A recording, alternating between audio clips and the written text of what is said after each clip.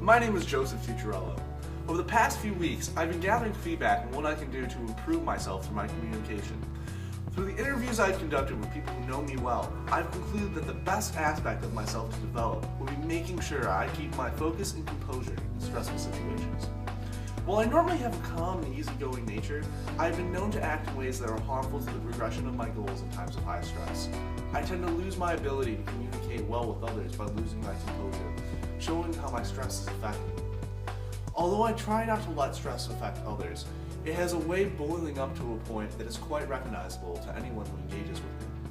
Stress can stem from many areas of my life, whether it's poor time management, fear of an action or event, and the results that may come of it, or even when unpredictable things can cause a turn for the worse. In order to be a more effective communicator and to grow as an individual, I believe developing my ability to handle stress in each of these situations is essential. In order to achieve this goal, I believe the most specific attribute that is affecting my stress, and in consequence my ability to communicate with others, is my time management. I have found that much of my stress stems from my inability to effectively plan how to use my time.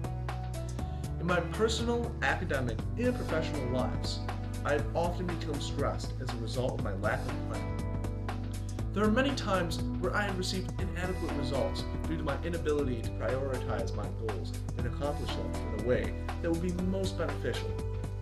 Instead, I have a tendency of getting too caught up in the bigger picture, losing my sense of priority due to seemingly overwhelming nature of my tasks. Instead of accomplishing one task at a time, I get frustrated by thinking of my task as something to be done as a whole. This has negatively affected my relationships with others, as I find myself constantly under stress due to feeling the pressure of impending assignments. In order to be successful in working on this, I believe I must learn how to prioritize my objectives in a way that considers both urgency and importance. Instead of trying to accomplish everything at once, I must learn how to complete only the most important of things without getting too caught up in specific time frames. To do this, making use of a planner, as well as having someone to communicate my goals to, will bolster my ability to manage time better, and both would aid in figuring out which tasks are more important, thereby reducing stress. Though unexpected events will still always occur, by having better control of my schedule, I can be more prepared for when they do inevitably happen. Overall, the success I hope to achieve in becoming more skilled in managing my time will translate into reduced stress. While I may not be able to completely change the way I react to stress, I can do my best to reduce it to both strengthen myself as an individual and potential employee. Being able to handle stress is something one requires in both their personal as well as in their professional lives. Many situations can arise where events may be out of my control. Normally, stressful and unexpected situations can cause me to panic, leading to loss of judgment and critical thinking abilities on my part. This sort of behavior is not only harmful to myself, but is toxic to those around me. Whether in a professional or personal environment, being around someone who folds under stress has a ripple effect. It causes others to lose confidence in you. As a friend or a coworker, having that confidence is key to bolstering trust and commitment. This is essential to maintaining positive relationships. Being someone who lets stress get in the way of those relationships reflects poorly on your overall image.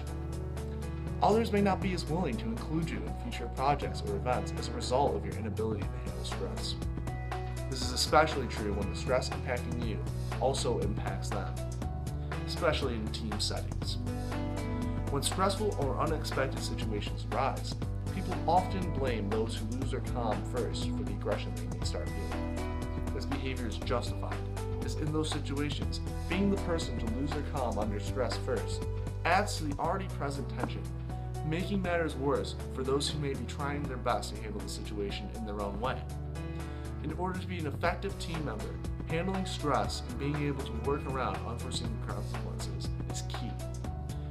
Not only does handling stress show that you are emotionally competent and mature, but it also shows that you have the mental fortitude to overcome boundaries that others may not be able to. This makes you more valuable as a person as well as a potential employee. As for myself, I believe that I stand to gain a lot from working on this ability. As someone who likes to be in a position to give advice and help others, it looks poorly on me when I cannot handle my own dilemmas. At my current ability level, I still have moments where I appear unable to fully control my own emotions and mental capabilities. By improving my ability to handle stress, I can become much more competent, confident, and trustworthy in both my personal and professional lives.